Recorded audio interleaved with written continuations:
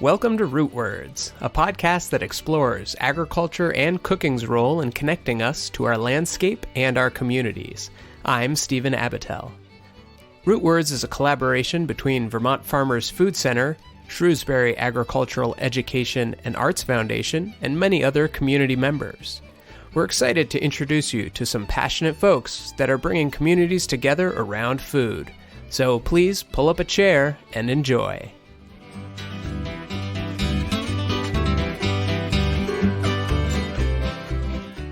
Welcome back to our third episode of a 5-part miniseries exploring how a focus on local food builds relationships with people and the environment. If you haven't followed this miniseries, you may want to go back and listen from episode 26, Localizing the Regional Food System. In our last episode, we explored the community food web, a local alternative to the globalized food system that centers our relationships with our communities and with the land. In this episode, we look at some relationships that people have with their foodways and some of the impacts that are felt when these relationships are damaged. Then we'll hear how some folks are restoring their community's relationships with the land and with each other. And at the end, we'll hear what Vermont Farmers Food Center is doing to help build back those community relationships in Rutland. Steve Gorlick, Managing and Programs Director for Local Futures, believes that the globalized accumulation economy has isolated us from true community. Steve says that before globalization, our agriculturally based communities were inherently more interconnected, and that this isolation has many serious effects. The sense of community was really powerful. That people would pitch in together. They would do things like haying together because, before round bales, you needed a lot of people to get the hay in. And so people who grew up with that kind of life, they look at what's happened now and they just shake their heads, and they see the erosion of community, the ascendancy of materialistic values and consumer values that they didn't really grow up with. So yeah, Vermont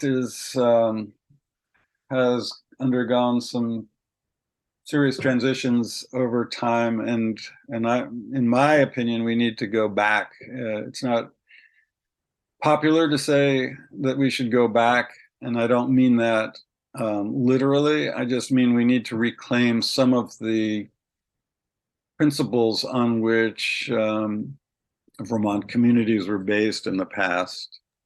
Stronger community is the foundation of individual happiness and contentment and even physical health. There's a lot of studies that show that both contact with nature and connection to others are prerequisites for mental health and even physical health.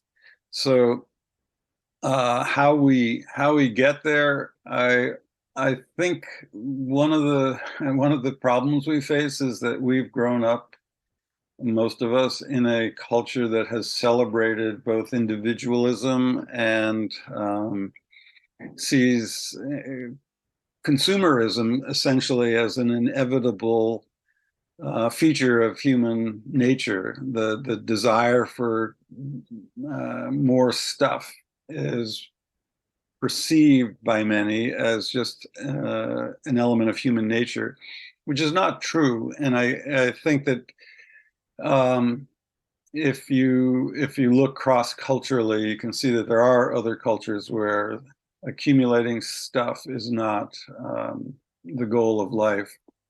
But unfortunately, we have been immersed in that so much of our lives, that we can think that it applies across the board and that it's a feature of human nature, rather than a product of an economy that requires growth, that much of that growth comes from consumer spending. But this is a really crazy way to run an economy and in a culture. it leads to all of the psychological problems we see, from addiction to teenage suicides to senseless violence. And we need to wake up to the fact that we really are an unhealthy culture. And I do believe that localizing is a way to regain a lot of that health, mainly because it means, again, you're living more in community. You're less living in the cyber world. Your relationships are face to face, involve face to face interactions with neighbors, and you have more contact with the natural world. All of those things are what we really need to focus on, rather than just increased consumer spending, which is unfortunately how policymakers see a healthy economy.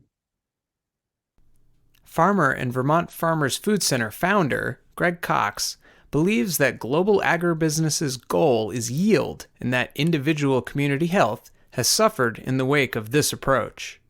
In people, it's not yield. If you grow healthy people from a young age, don't call it yield, it's potential. And if we can up the health and the potential of everyone in our community, we're going to be a better place. Because if you have more potential, you're going to contribute more. And you're going to be less likely to have somebody help you and support you. So for me, it really comes down to food is that first conversation on rebuilding community, economy, resilience, and health. They have found that the nutritional content of our food, produce, not the stuff that's in a can, but the produce that you eat, the nutritional content has dropped by 38%. And the reason it's dropped by 38% is we no longer have a nutrient-based system. We have a yield-based system. You're paid by weight. So you push it to the extent by feeding the soil, the plant, to make it grow fast. It makes the plant weak, and it obviously affects the nutritional content. And our food, with all the chemicals that are on it, is now making America sick.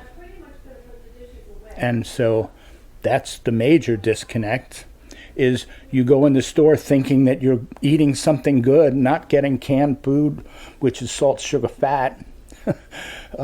You think you're eating good produce, but it's now empty compared to what it used to be. And then we don't eat seasonally. We don't eat locally. Another great little comment is our food travels an average of 1,500 miles. It's probably more today, but that used to be the cry, which means your food is soaked in oil, carbon. Everything is here for us. And if we lived with our world and physically where we live, we'd all be healthier, and our children would be healthier. And that means our healthcare costs are going to go down because our food is making us sick. Shane Rogers of Food Solutions New England believes that social inequities have been exacerbated by an unaccountable global food system, and that communities are their own best experts for rebalancing the power dynamic that a globalized system creates. The people involved in the production of food, not the ones who own necessarily the production of food. And when you get down to the localized level, people might be owners of their small farm, but they're still up against, conglomerates of corporations that are trying to produce food. They're forced into this race to the bottom. And that results in folks not being paid a fair wage. That results in migrant labor being horribly exploited. That results in cutting costs at every corner to maintain profit and to maintain accumulation for those who are owning that type of production. The economic system has led to this hyper individuality the need for consumption as the first and foremost driver of our lives. And social media has exasperated this because we're consuming likes and content and clips and paces, and we're incredibly isolated, right? We're incredibly isolated from each other. And in turn, we're also isolated from the systems that actually are preserving the status quo for the very few who are able to wield power and access it. And that's where I say, like, further isolation isn't the way forward. The community is its own most foremost expert on what is going to be best to feed itself, what is the best way to go about making sure everybody has enough access to food, to what's the best way to grow food and to harvest food, and to make sure that the area in which we live and play and want to build our lives continues to not only just be productive, but continues to be a place that is fun to be in, that is nice to be in, that is helping balance that need for us to continue to heal the earth from what we've been experiencing these, past decades and hundreds of years. And local communities need to have a say in that type of system that gets built, right? Like, that is the key, is making sure that the voices that are traditionally left out of the process are being heard and lifted up. So when we talk about justice and equity, we really talk about basing decision-making in the local community. And we talk about, and we need to be pursuing what that looks like with an understanding and an emphasis that those who, again, have traditionally been marginalized may not have the most trust in any systems that are being set up. So rather than setting up systems for people, the systems need to be set up by the people. And that's going to take time, and it takes effort, and it's not always easy, and it's not always clean. But ultimately, as we continue to navigate what is becoming a more tumultuous time with our climate, with the wealth gap disparity, with, you can name all the issues, it's the community that's going to come together and support each other that is going to be the most resilient as some of these repercussions keep coming down the pike. Many communities that have been marginalized by the global yield-based economy are rebuilding their relationships with their foodways and creating more just systems while doing so. We've explored many of these stories on Rootwords over the past few years. In episode 4, Sugaring in Vermont, Vermont Abenaki chef Jesse Lawyer describes his experience practicing traditional indigenous maple sugaring. In episodes 10, 11, 15, and 16, we explore the Vermont Abenaki's quest for food sovereignty and preservation of their cultural food traditions, and hear from some allies in these efforts. In episode 18, Taking Space, Vermont Relief Collective, I spoke with Olivia Pena, founder of Vermont Relief Collective, a network by Black, Indigenous, and people of color advancing racial equity in land, environment, agriculture, and foodways. This Vermont BIPOC network amplifies and lifts marginalized voices while building community and sharing opportunities around foodways and land stewardship. If you haven't listened to our older episodes, they show some real depth to our community's cultural and social practices around food, and they are worth a listen. Instead of replaying a segment from one of these earlier episodes, I'd like to play a piece from an unaired interview I did with Rich Holshoe in October of 2021. Rich is a citizen of the Elnu Abenaki tribe and working on the Atui project that hopes to create balance with communities and with place. Forced removal separated indigenous people from their land and foodways abruptly. This and the cultural genocide that followed makes it very difficult for indigenous people to maintain their relationship with place and with their food system. Rich's Atui project is doing some really amazing work in partnership with the Brattleboro Retreat Farm and Susu Community Farm to address this reality. Stay tuned for more on this work in future episodes of Root Words. Kwai, Endelawi Zilitz, Endai Wantastagak, Utisokwaki, Kenwigo Dam Nami Olan, Pam Gisigak. My name is Rich Holshoe.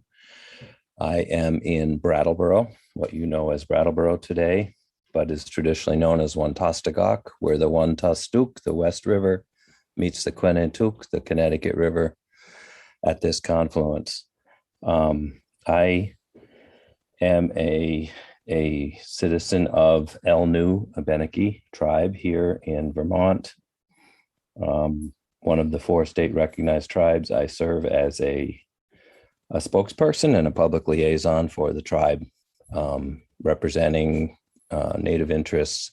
And so I'm out there providing the voice that has often not been heard or has been actively discouraged. So that's what I do. I am centered here in this place called Wantastagak. So to me, land is the beginning and foundation of everything.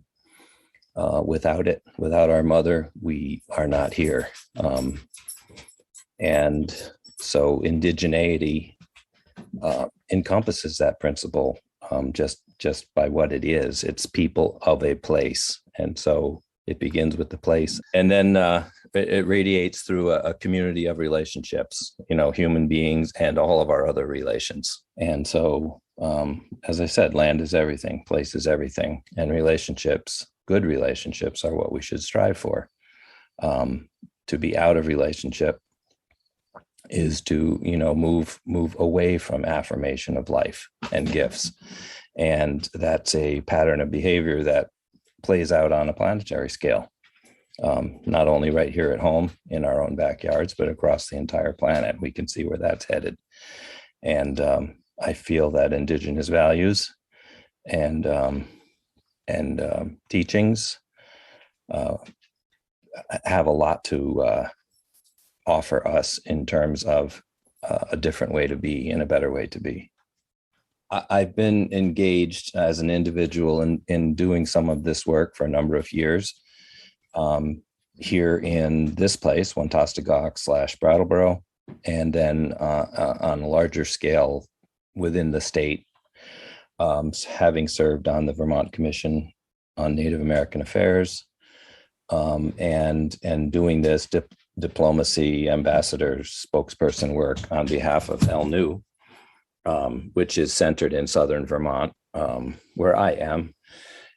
There is a nonprofit here in Brattleboro called Retreat Farm, at the heritage farm that was attached to the Brattleboro Retreat historically. They are now a community outward-facing organization with the mission to connect people with place. Director Buzz Schmidt approached me last year, kind of in the midst of this national reckoning with and grappling with the realization that not everybody's voice has been represented, right? Inclusivity and diversity are the catchwords that we put on this broadening of awareness and recognition that we need to be doing more and doing better. And so Buzz reached out concurrently with his outreach to Susu Community Farm and said, we want to recognize that this is good work, that it needs to be supported, and we'd like to help provide that support. So it was a good welcome opportunity that I realized would be beneficial to carry this forward, and it could carry further. And Retreat Farm has the facilities and the know-how to help accomplish this. And so we decided to form a new group. What would you say? Like alongside the work that Susu is doing on behalf of BIPOC farmers and building community, but specifically for the Abenaki community, under the informed more directly by El New Abenaki because they're here in the southern part of the state, and tying all of the projects I've been working on in the past under one roof. And it needed a name. And so the name that I came upon was an Abenaki word it's pronounced Atawi, accent on the first syllable, Atawi, and that means together in time and space. Mm. And it encapsulates the situation as I see it right now. We are all here now, given everything that has happened, and I'm referring to colonization and the intersection between the dominant society over indigenous people and stolen land, stolen lives. Given all that has happened, we're all here now. We have to deal with this reality right now, what has gotten us to this point and where we're going to go from here. And so it's an acknowledgement of being together in space and time. And we need to work together to find these answers. And I think a lot of those answers can be found from the voices that have been pushed to the side and left out in service to some other agenda, which is not serving us well in the long run, any of us. Our mother is, as we treat each other, we treat our mother, and vice versa. So Atui proposes to engage in community outreach, in supporting and affirming the indigenous community, to allow them to be themselves, and to bring these stories, these multiple layers of reality, into the light and into conversation, so that we can move toward balance and away from chaos where we are now. And so Retreat Farm wants to help answer that question, to connect people with place, to provide an outlet of awareness, to facilitate the literal material reconnection of people with land, to make that connection. How do people who do not have means or who are not permitted through the systems, the powers that be, to connect with land? Because land is power, land is money, in the Western way of thinking. Retreat Farm recognizes these things, and they are there to provide answers where there haven't been any before. Susu is doing amazing work with their gardens and their programs, connecting people who have not had access to healthy, fresh food produced locally. The concept of a food desert. You can have all kinds of food around you. It doesn't mean that it's nutritious. It doesn't mean that it's good for you. It doesn't mean that it is keeping the land healthy and sustainable. Those practices, that's a food desert. It addresses that. As human beings, we have to eat, we have to drink water. It provides that answer. It affirms vitality, and it builds community, because people that are content, are happy, are going to spread that around.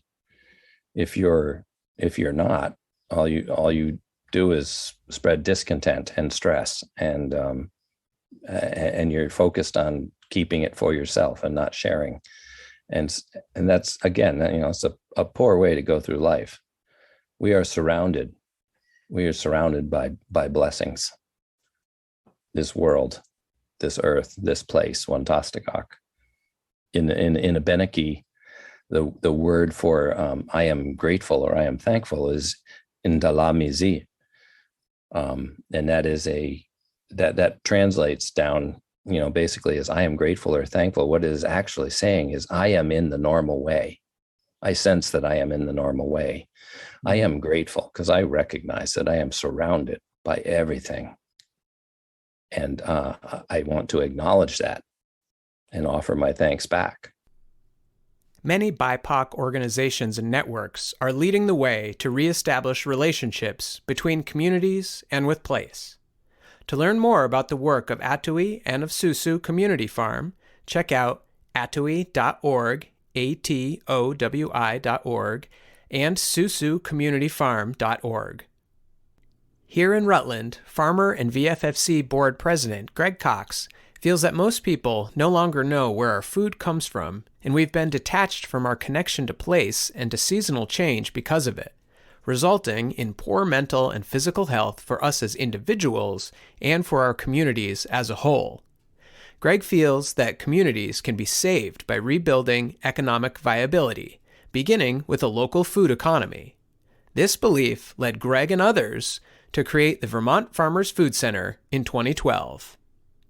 We go into the grocery store and the automatic sliding doors open, and there is this massive display of usually produce. That's the first thing you see when you go in, and you have no idea where it came from. Everything is available all year round. We have a global food system, and so we're not aware of where our food comes from, how it is grown, whether it's even really clean or good for you. And with a localized food system, you have a relationship with the farmer that's growing it. You can go and visit the farm. You can see the animals being raised. You can see how the plants are raised. You can judge whether your grower, your farmer, is transparent in what they say they are. When you buy something in the store, they can create any image you want. It's marketing. But when you visit a farm, you can see that the pigs are clean animals. People make them dirty. We don't give them enough room. When they don't give them enough room, they have parasites, and they get sick. And if you eat unhealthy food, you become unhealthy. And so that transparency, surrounded by the food that you are eating, surrounded by the people that grow your food, is certainly one of the relationships. But it goes much further than that, because local food, if it's clean food, it's going to make you healthier. So it helps create physical health. To create a local food system, you can't only provide local food 26 weeks of the year. That's the average summer market. And so every year we would have the farmers market starts Mother's Day weekend. And we would really have to throw the ads in the paper and try to get people, because people were now in the supermarket and not into, the farmers market. And so we're like, wow, if we do 52 weeks a year, we don't even have to go through that all the time. Most of the people that shop at that point were shopping the farmers market. They were going to shop right through the winter anyway. The more farm stands you have, it's just right up in your frontal lobe. You see it all the time. It's like, whoa, I'm pulling in. And then it becomes a viable option. And it's not hard to do. So we were like, farmers market, year round. First year we opened at the co-op, the sharks, the Jaws thing. We need a bigger boat. We had 42 vendors, 50 vendors on a waiting list. And so we were like, you know what? We need a better place, something. And so Bill Clark and I, because Bill was this man with a vision right to the bitter end. He always thought of others, and he thought of that larger community. And we would talk about, let's get a place of our own. And we've been resilient. We have an amazing staff, an amazing director, amazing group of community members that volunteer, and all are pulling together, basically feeding people. And not just feeding people, but feeding our farmers to make them economically viable, because you will not save Vermont farmland just through conservation. You have to save it through economic viability. And that's how you save a community, making it economically viable. And when you spend your dollars at one of these supermarkets, your money leaves town. Your money, when you spend it at a farmer's market, stays local. It grows. It has what Ken Meter would call the multiplier effect. And now we have online market, we have wholesale market. We're expanding those markets, expanding the businesses of local farmers, putting good food in the bellies of our citizens, hopefully, and I believe it, that we are in fact making them healthier, raising their potential, and helping the entire community. The farmers market is not just about food. It's about community. It's about gathering. It's especially in the winter, when we're all shut in during storms, and you get out, you come to the farmers market, you have conversation. It's like the potbelly stove in the old store, where you come in and you just talk about things, or the barber shop. It is a gathering place. It is a transfer of ideas and hellos. Yeah, and isn't that what breaking bread is all about? How does being a farmer help you be connected to place and to land? I am part of something. I am not apart from it. And not to become mystical, but organic, one of the little phrases in there, the best fertilizer is a farmer's footsteps. And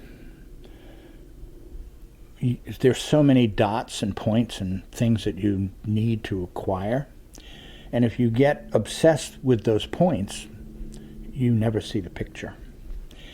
And that's what the farmer's footsteps do. If you get out there, and I know this is with you in the woods, when you're out there, you feel something that's different. And when you're out there every day, there's almost like an ancient knowledge. You're becoming part of it, and you can feel when something's wrong. And you can see if being a farmer is being a parent and raising children. You just got a lot of them. But when you're part of that every day, and you're not obsessed with soil samples and this, and I got to do that, and all of that, that is noise that gets in the way of hearing the real voice of what's going on out there.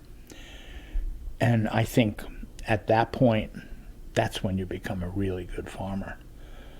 And I've seen it with guys, it's amazing, where they can pull up the soil, they can smell it, they'll put it in their cheek, they can tell pH better than my frickin' pH meter. They're part of it. It is like, and then you go, oh, that's craziness. Well, then how come I need a Brix meter to tell when my corn is done, but a raccoon is there the day that it's ready? How can, when I have different tomatoes, and you grow some of the tomatoes because they're perfect and they ship well and blah, blah, blah, and then you have the certain heirlooms that are just unbelievable. How come the critters always go? How come deer will walk past 6 types of lettuce to get at the romaine, which just so happens to have the best nutritional value? We don't eat with our needs anymore. We don't even know what our needs are. But we're still animals like every other one of them. But we've lost something along the way because of the salt, sugar, fat, and this separation from nature. You get back to nature, you become a farmer, and you're out there every day with the weather, with everything. You begin to understand something that you cannot find in a textbook. You are part of it. Being a farmer and growing food is not a cross between a war and a mining operation. It's raising living things. And like children, raising children, it is my task to understand what their needs are and to address as many as I can. And if I address their needs and raise them, sort of like the food center helping with the local food system, if I do the best I can for them, they'll reward me. But they're not products. Once you start thinking of them as dollars and cents, you've lost it. You've just lost it. You may make money, but you won't grow good food. By focusing on seasonal community gatherings around food, VFFC creates the space for authentic community connections and empathetic relationships between people and sets the stage for healing and restoration while reconnecting people to their home's natural cycles and rhythms. By using local food as common ground, VFFC facilitates a place-based culture that engages the community. Heidi Lynch is the executive director for Vermont Farmers Food Center. Under Heidi's guidance, VFFC leads a grassroots effort to become more connected to community and place by gathering around local food. When I think about like what we do at the farm center, I think about the social bonds. Like I really feel like that's what's actually happening, and that for long parts of our humanity's existence together, we've functioned in cooperative groups, various sizes, but cooperation around food, and whether it's harvesting food or the different steps of processing it, or holding different pieces of what it meant to like find, gather, store, prepare our food. It was like how we formed our social webs, families, right, and sustained ourselves. So I just feel like the birth and origins of Vermont Farmers Food Center is coming from that same human place, of connecting and seeing one another as interconnected and necessary to our relationship with food. So what I hear you talking about is a lot of the way that through the food system and through connection with our food system, what we as humans, as individuals, and as communities, what we can gain, some pretty positive things from restoring that relationship. While restoring that relationship with our food system, what are some ways that type of community involvement and close relationship with the food system, how could you see that affecting the food system? Like what might transform in our food system if we're engaged in these ways? Awareness, I think, because I feel like awareness of, the processes, the relationships that we are choosing to participate in, whether sort of consciously or subconsciously. I feel like there's a introspection at an individual level and like at a communal societal level of what choices we're making, like what systems we're participating in. And, at a moment of crisis, environmental climate crisis, humanitarian crisis, like we're seeing the mobilization, of humans moving in vast amounts of people moving related to like political and environmental instabilities. Like I think connecting with community, both I think there's a plurality there. Like there's the very local, like place-based, but then there are obviously a globalized society as well. So like connecting with one another and understanding our food system and our participation in systems with one another is like builds awareness, and from that awareness I think we heal like our earth, our relationships, our choices. And when you're doing something so direct as like shopping at a farmer's market, or participating in like a pharmacy program, or like our Everyone Needs program, where there's ingredients that are directly being sourced from local growers and made into meals, or distributed, that there's something about that proximity and like the visibility of that awareness and connection brings, not only is it exchange from like economy and economic standpoint, but it's an exchange with one another that I think, it literally reconnects us. It deepens our understanding of like our own role, and then our collective role in like our relationship with the environment and how we're stewarding, and the decisions we're making, from like individual purchasing to like policy, at a state and, global, regional levels. And I think from there, yeah, we can heal, and we need to heal. Like, it's loud and clear.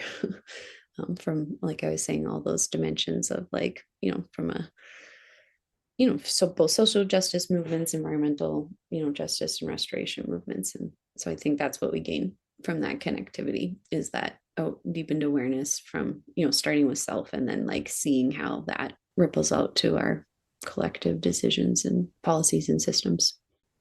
I'd like to get specific with community within the food center. It's a wonderful program, but what really struck me was the community aspect of pharmacy. Mm-hmm. That seemed a little bit like, this is something special here. So, right, we're talking about pharmacy, which is our food as medicine, produce, prescription program. So we partner with medical partners in the community, so doctors and health service providers, to be able to offer patients a farm share, so a seasonal share of the fruits and vegetables that are in harvest in season. I think, again, I'd say the same thing that I said about the founding of VFFC, is like the community built there was natural. Like, it naturally happened. It's just natural, when people are coming together around these shared values, just the way that, the farmers in the farmers market is like, yeah, there's like the farmers base, like the more that they can sell their, what they're producing, and they can produce it, right, and like have it, like there's the ability to have crops and value added products that they can share and sell to the community year round. And then there's community who show up and want to buy that. And same with pharmacy. Like, we have this program that was built through, collaboration, both with the healthcare partners, the farmers, and then people that are like willing to show up and wanting to show up. And then just from there, that's what people do, right?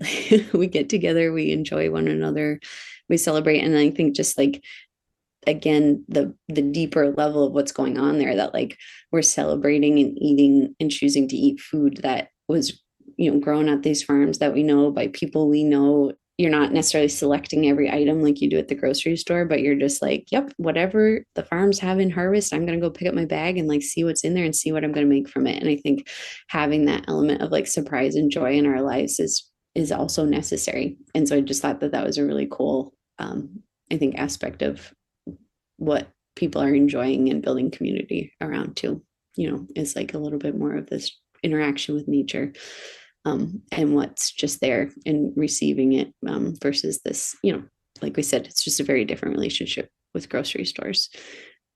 Yeah. So this different relationship, right, that VFFC helps steward and hold the space for, or people coming together and having these more meaningful, maybe more authentic connections. How does that help restore relationship between communities and maybe help heal injustices? There's like a slowing down, I feel like, and there's inherent like multiplicity versus individualism. So when we go to the grocery store, just as an example, right, like we might run into somebody that we know, but we're not like inherently socializing with other people in the grocery store, right? Like, we're all kind of pushing our carts, moving around each other in the aisles, but it's like we're all moving around each other in this space related to food, but not necessarily at all like connecting with one another. And then I think when you move that interaction to what we were just describing about, whether it's being at the farmer's market, like you're literally having conversations with every farmer and producer that you purchase from, conversations just naturally happen. And definitely seems to be more of social interaction among people there, because I think people go to the market for that, of like, you see people, you might grab something, hot food to eat as well, and, socialize with others.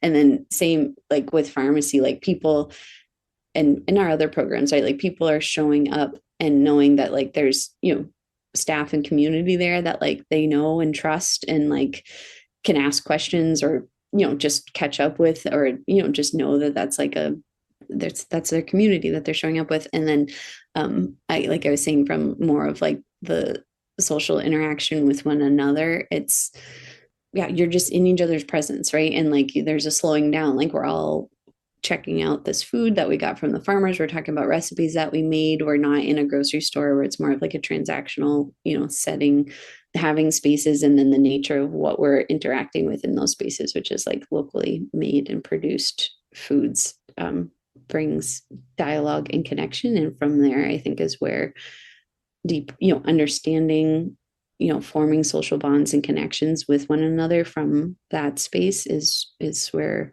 some of the healing and, I think just more shared understanding from like a social equity, and all of us, no matter where we're coming from, where we've ended up, like come from a place which has its own land-based, contours that then shape like who we are from like what we learn, from our ancestral heritage, or, how we orient to the world. And so I think being in space together where you're inherently connecting around food in that way, coming from a place, no matter where you're from, like you see, you're able to see or have the opportunity to see, right, that like we're all coming from that at some level and to some degree, and have been disconnected from it, to various degrees, just given the, global industrialist nature of our society and food.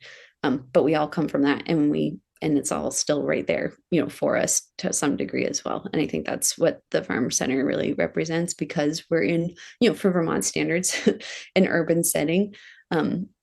We're at that really, powerful interface of urban rural connection, and what it means to like, be together in little town city centers, and what it means, where our food's coming from. But there's still, the land is still there. There's some part of us that's connected to nature always, and our food, and we're, that's where we've all come from. A built awareness around our connections to nature and community through a local food web creates space for dialogue, understanding, and healing. We are all connected to place by our food, and to each other through our community food web. When you become a supporter of VFFC, you establish a local relationship with farmers, food producers, and community members. You establish a relationship with place. For more information on becoming a member of the community at VFFC, visit VFFC's website at vermontfarmersfoodcenter.org. Food is the heart of one of our most intimate relationships with nature.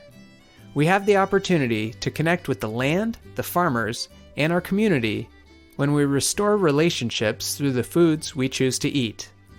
Through a shared sense of place, we can build trust and start healing our relationships with each other. Rebuilding trust in our relationships with each other and with the land we occupy creates a strong foundation for food web resilience. But in order to bring the food system home, you need a physical place, and it needs to be big and accessible. On the next episode of Root Words, we'll hear how a grassroots community effort worked to rescue an aging piece of the community's industrial past. This episode was produced by Stephen Abatel and Julia Anderson. Special thanks to Steve Gorlick, Shane Rogers, Rich Holshoe, Greg Cox, and Heidi Lynch. To learn more, check out the Atowi Project at atowi.org and Susu Community Farm at susucommunityfarm.org. For more information on the community at VFFC, visit vermontfarmersfoodcenter.org. Our musical themes are by the Salt Ash Serenaders. We are a project of the Vermont Farmers Food Center and SAGE. Thank you all for listening and for being a part of our local food system. We'll catch you next time on Root Words.